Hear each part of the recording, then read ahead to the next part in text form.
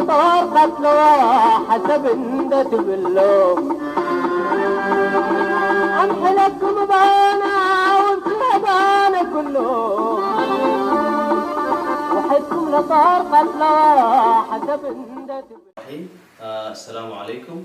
اولا نحب ان احيي الدكتور جوزيف فنوزا لتلبية دعوتنا لحضور معرض الكتاب الثاني، واليوم وهو بمناسبة إصداره لكتابه اللي هو طريق إلى الوطن، والكتاب بخصوص مرحلة حساسة اللي هي تشمل 1941 إلى 1961، والكتاب طبعا يخص المجتمع الإسلامي وإنحاسات الحراك الوطني الإريتري. يعني هذا الكتاب فعلا كتاب مقدر، وفعلا يحاول يعكس تجربة الرواد الوطنيين في بدايات إرهاسات الحراك الوطني، وفعلا هو كتاب فيه تفاصيل كثيرة. وشخصيا أنا أحب أقول أنه أي كتاب مفروض أي بيت إريتري يكون عنده هذا الكتاب، وأي إنسان مهتم بالوضع الإريتري عليه أن يمتلك هذا الكتاب. ومرة أخرى أحييكم أيضا أنتم يعني الصحافة المحلية، الإخوان في إذاعة رجال الإرترية والأخوة في عونا، وأحييهم لحضورهم، وأحيي أيضا مرة أخرى بقية الأخوة اللي يشاركون اليوم، وأحيي الأستاذ الدكتور جوزيف فنوزا مرة أخرى، والفرصة للدكتور وتفضل. شكرا يا أستاذ الأمين. أنا مبسوط وشاكرين كثيرا. معلش أنا لا أتكلم اللغة العربية كثيرا، لذلك الآن أنا بالإنجليزي سأتكلم. I'm extremely grateful for this opportunity. It's amazing to come to a place so far from my home and be welcomed so warmly. All of you have put in so much time and effort to welcome me and to meet with the community, and I am forever in your debt, and it's an honor to be here to talk about these issues. أستاذ يقول إنه والله أولا طبعا ما نتمكن نتكلم باللغة العربية ويمكن سمعتوه، ولكن يقول أنا أتحدث باللغة الإنجليزية هذه المناسبة. ولكن أحب أقول أنا والله يعني فعلا حفاوة الاستقبال والضيافة اللي حصلت منكم أنا فعلا تخلينا إنه أنا يعني تخلينا يعني دين على رقبتي بيقول يعني بتعبير آخر. وأنا فعلا حسيت بالرغم أنه بعيد من وطني ومن أهلي، ولكن حسيت نفسي وسط أهلي وأحبابي يعني. جميل. طيب. فالفرصة الآن طبعا نشكر الدكتور يوسف، الدكتور جوزيف، والفرصة لكم للسؤال، فتفضل أخ أحمد. نعم. طيب شكرا جزيلا دكتور جوزيف، ونحن طبعا سعداء بوجودك معنا هنا في استراليا، وشاكرين لك ايضا تأليفك لهذا الكتاب القيم طبعا، ولا شك انه كتاب مهم جدا بمرحله عرف ووصل لمرحله مهمه جدا من التاريخ الارتري.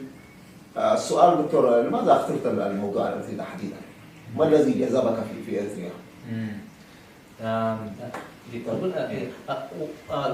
First of all, I'd like to say this book really documented very well the very critical period of in our history as Eritreans, and it's really would like to see what makes you attracted to writing this book. If you could just elaborate on that or just.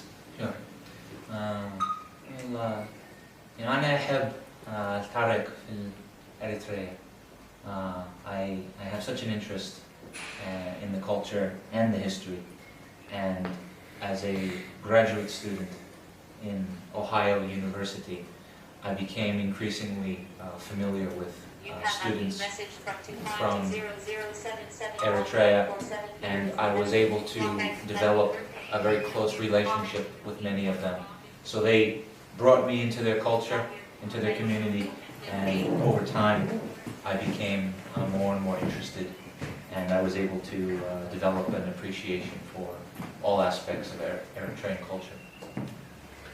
فاهتمامي بإريتريا هو كان بدأ في الأيام الجامعية، وأنا كأستاذ جامعي فعلا احتكيت بالإرتريين والتراث الإرتري، وفعلا أنا حسيت إنه احتضنوني الإرتريين، ويمكن هذا خلى اهتمامي يكون أكثر بإريتريا. وأنا بالذات كطالب تاريخ يعني جامعي كان عندي هذا الميول الاهتمام، وده اللي خلاني أنا فعلا أرغب في تاريخ الإرتريين.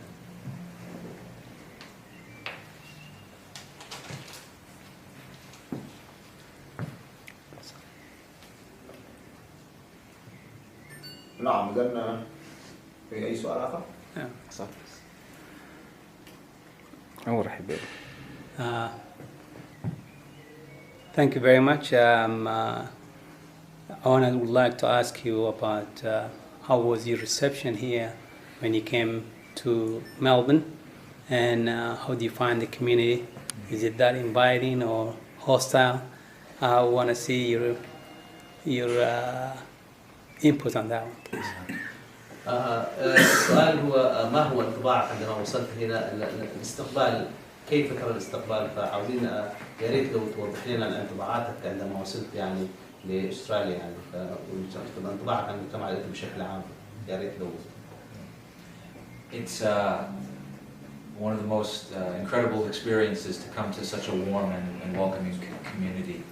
I have been so impressed and so grateful for the reception. I've met dozens, maybe hundreds of people in the community these last few days, and there's been such a kindness and such an appreciation that it really it made me rethink my experience writing the book, because when you write a book and do research, you sometimes get lost in yourself.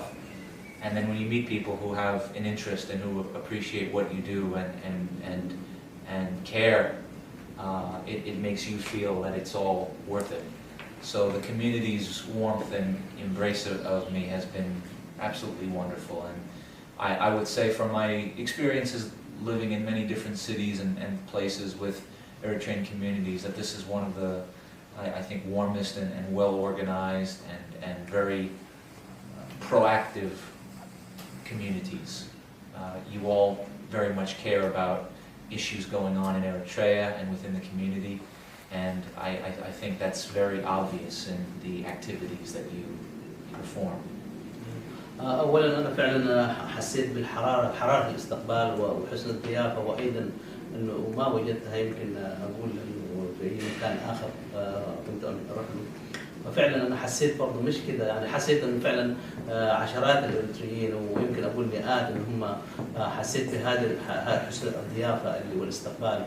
وفعلاً أنا بقول إنه الواحد كباحث أحياناً يختار ويخش في مجال البحث ويلقى نفسه ضايع في البحث ده يعني كذا يعني. فالآن فعلاً من خلال هذه الاستقبال والانطباع اللي أخذته إنه فعلاً نشوف إنه فعلاً جالية متفاعلة، جالية متكاتفة، جالية يعني هي منظمة وفعلاً مهتمة بقضاياها الوطنية ومتفاعلة. ده اللي وجدته في هذه الجالية، أن الجالية الإرترية هي متفاعلة مع قضاياها الوطنية، وهذا اللي خلاني فعلاً أنا مرة ثانية يعني أحس إنه أنا أهمية الشغل اللي عملته، يعني أهمية الكتاب الجهد اللي بذلته فعلا قدرت أحسه الآن، يعني فعلا من خلال الاهتمام اللي وجدته من الناس اللي هم عشرات ويصلوا بالمئات أيضا يعني. Thank you for your response, and I'm really happy you felt that way. But what I would like to ask is, do you have any other project, probably doing another section of it? Plus, is there any possibility if you could translate or the book in Arabic or Tigrinya? So there's a lot of people who are interested, and you've seen it yourself with the community, how they were interested. And would you be able to push with the press to translate it to Arabic? Yeah. Well, to answer your first question, yes, I certainly intend to go further in the history. My hope is to begin writing a research project about the period after 1961 and examine the development and really the first years of the ELF, of the ideas within Jabha. I very much would like the book translated into Arabic and Tigrinya as well. I think that would be important to reach a wider audience in the diaspora, and hopefully both my publisher and other interested parties will be able to work and develop a translation project. Because I think once that happens, then we'll be in a position to get more feedback from people in the community. And the more people know about the book, the more history they might be willing to provide from their own experiences. So yes, those are both major plans that I have, and hopefully in the near future we can begin doing that. السؤال لأنه أولا شكرا على إجابتك، وبعدين إنه مثلا هل هناك مشاريع أخرى للكتابة مثلا يعني بالسؤال، وفي نفس الوقت يعني إمكانية ترجمة الكتاب، هل هناك مشروع ترجمة الكتاب باللغات كلها التقليدية والعربي؟ كانت الإجابة إنه فعلا إنه في مشروع بتاع كتابة ما بشك، وأنا عندي مشروع بتاع بحث في مسألة ما بعد 61 بالذات في بدايات جبهة التحرير الإريترية.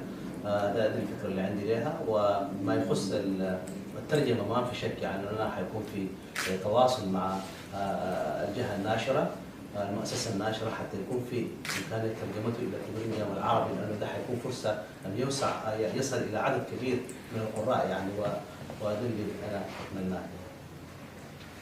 نعم. طيب شكرا جزيلا دكتور. السؤال هو طبعا في قد تكون الكتب صدرت ايضا في هذه الفتره، ارخت من هذه الفتره ووثقت الفتره بتاع تقريبا المصري من 41 الى 61 تقريبا. دعني اسالك عن ما هو الشيء اللي يميز الكتاب حقك؟ ما هي المعلومات التي تقدمها؟ معلومات يعني ما وجدتها نزلت في كتب اخرى او في مصادر اخرى انت اوردتها. السؤال الاستاذ احمد انه ما هي يعني هناك كتب يعني هناك there are other books written in that period of time, 1941 and 61 during the mobilization of early nationalist mobilization in Eritrea. What makes your book unique? What makes your book, what's peculiar about your book that you think that is being added to what has been already wrote? So you can just elaborate on that. Sure, thank you. It's a very good question. I would say what makes this book different is that I have tried to bring in as many indigenous sources, Eritrean sources from the time period. I made great efforts in writing this book to find and then begin translating and interpreting Tigrinya and Arabic language newspapers, journals, private papers, collections from activists. And I combined those indigenous sources, those Arabic and Tigrinya sources, with documents from the colonial powers, from the British archives, from the American archives as well. And then I also brought in some interviews with former members of Jabha, as well as some interviews with activists who were part of Arabita Islamic League. So I feel like my book is different in that it brings together a very wide variety of sources, and it tries to tell a story by looking at Muslim communities as a whole.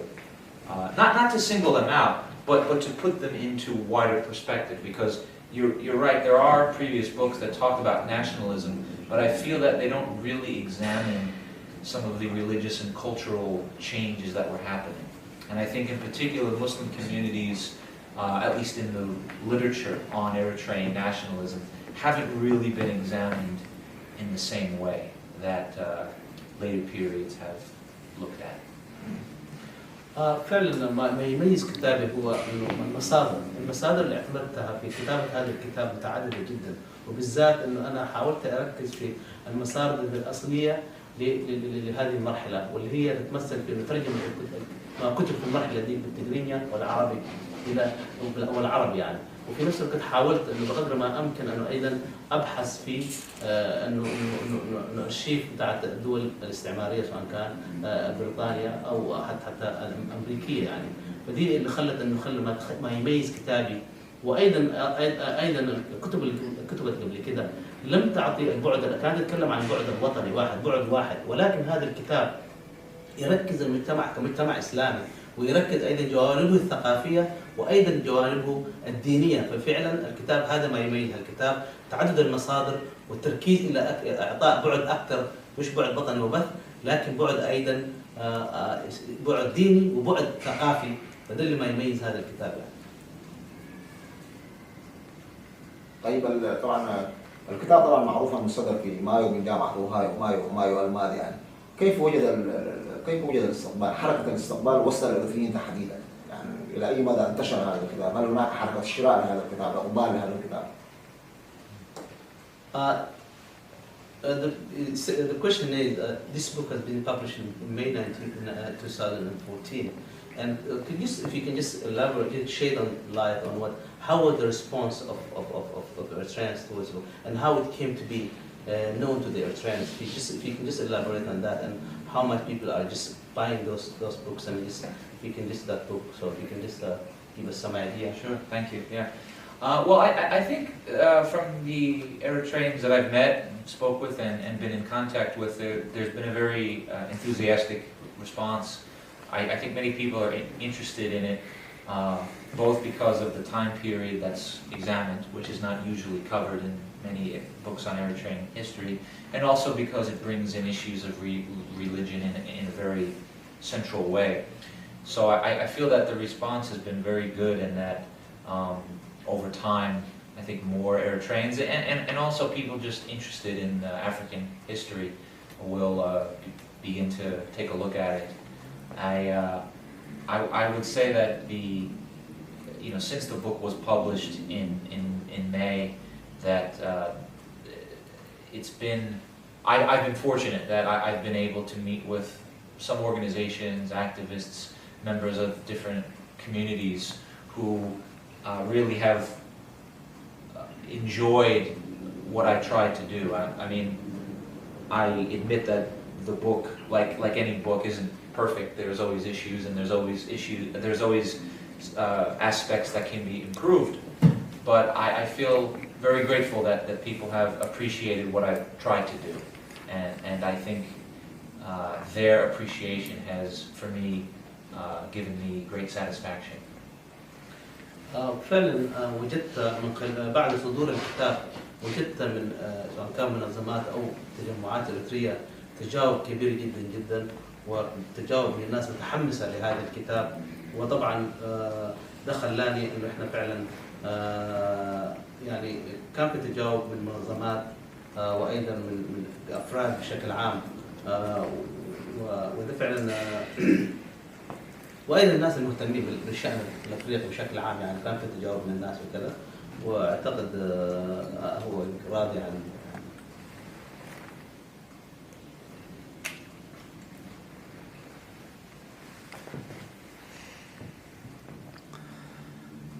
During this research project, you've seen the Eritrean community and their diversity and the problems they have. So if there is one recommendation you would recommend to the Eritrean society, what is the one thing you would offer to Eritreans as a recommendation to live in one peacefully within their diversity? And plus, after on our website, we'd like to appreciate your time, and we're grateful for your time. سؤالي هو يعني طبعا انت اجريت هذا البحث وفعلا في هذه المرحله وخذت هذه التجربه، فايش من النصائح اللي ممكن وانت في اشكالياتنا احنا كاريتريين بشكل عام فيعني تعمقت فيها، فايش رايك يعني ايش اللي ممكن اذا كان في نصيحه واحده ممكن تقولها لنا عشان احنا تخرجنا من الوضع اللي احنا فيه حتى يكون فهمناش وطن امن نقدر نعيش فيه بامان في وطن واحد كإرتريين ايش ممكن لو في نصيحه ايش اللي ممكن تقولها؟ وايضا مره اخرى احب اشكرك لانه احنا لاستقبالك لدعوتنا ووجودك هنا معنا. That's a very good and a very challenging question, and as an outsider, meaning as a non-Eritrean, I feel maybe that's a really hard question to answer. But I would say, based on my experiences and based on my friends and family who are Eritrean and what I've experienced in these last few years, I would say the most important thing, I think, if we look at all of the challenges and issues, I believe it's a fundamental issue of communication. I believe there needs to be a true, honest, and respectful dialogue between Eritreans of different ethnic and religious backgrounds, because the issues that confront both the government in Eritrea, Eritreans, and people in the diaspora are all based on that fundamental dilemma. That is intense division, intense fighting, and I believe that Eritreans as a whole, hopefully in the coming period, will begin as individual communities to come together and talk about these issues in a way where people can feel welcomed to bring up dissent, who feel welcome to bring up disagreement. Because, as I think my book shows, disagreement and debate can be a very positive thing in the long run.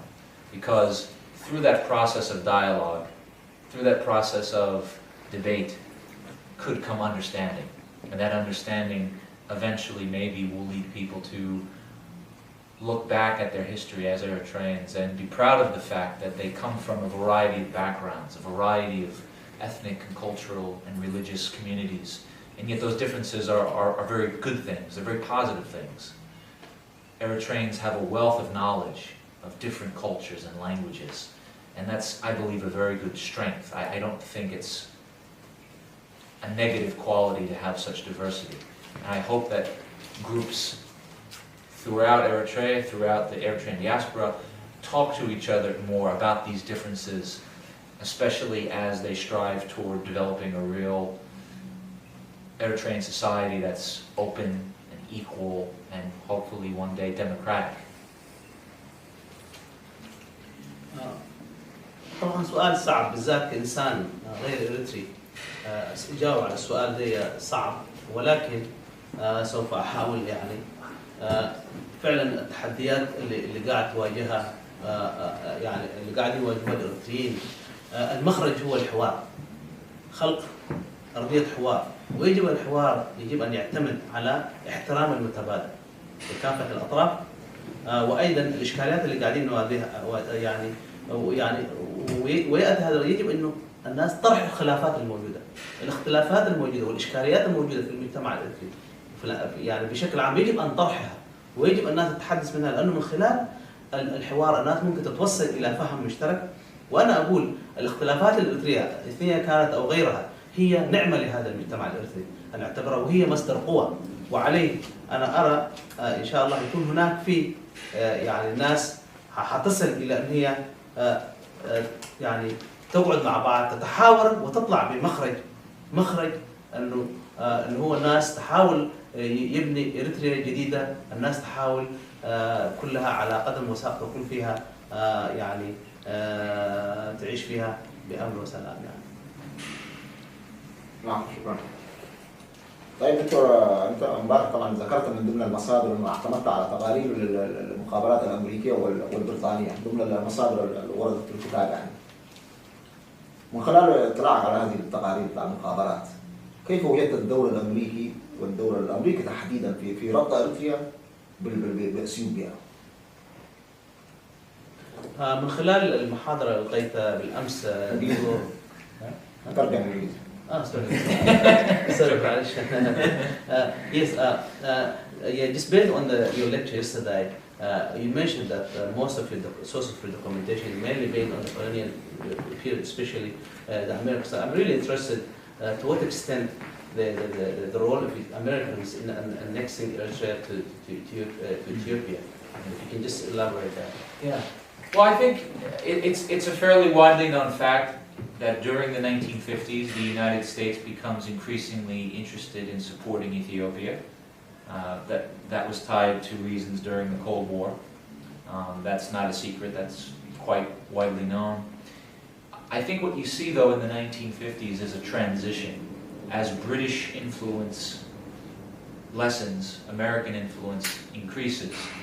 And by the late 1950s, as the federation system between Eritrea and Ethiopia really breaks apart and essentially goes into non-existence, the Americans, at least those that are in Asmara, that are observing events, are very aware of the conflict, of the problem. There are reports from American officials who are documenting protests, who are witnessing mass arrests, who are seeing students rise up and challenge Ethiopian influence in government and politics and education. But really, I think, you know, like the British, the Americans are observing events, but in the end, their policies are sympathetic to Ethiopia for their own reasons.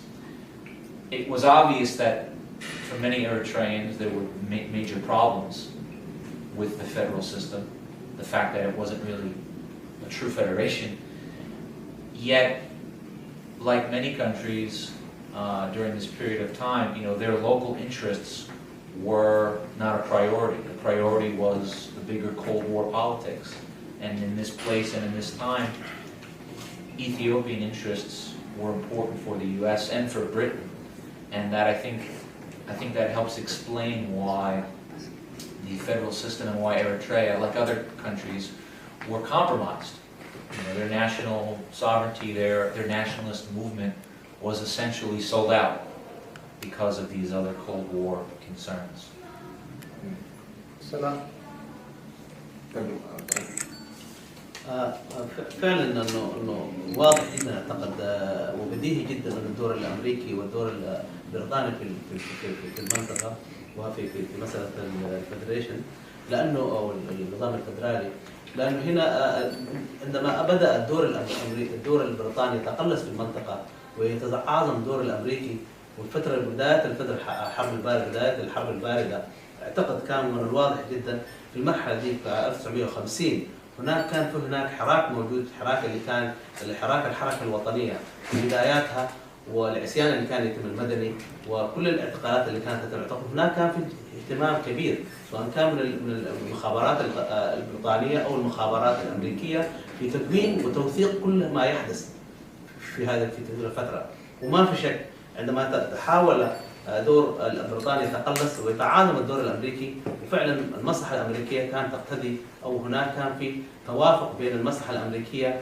والمصلحه البريطانيه والمصلحه الاثيوبيه، المصالح الاثيوبيه، بالتالي كان هناك ما في شك ميل الامريكان ميلهم الى النظام البريطاني، واعتقد وكان واضح للارتريين انه هذا النظام الحل الفدرالي اصلا هو ما كان حقيقه اصلا يعني، فكان هي كلها مهزله، وبالتالي يعني المساله كانت تتحكم فيها بدايات الحرب البارده والمصالح الامريكيه يعني في المنطقه اعتقد، ويمكن هذا في رايي.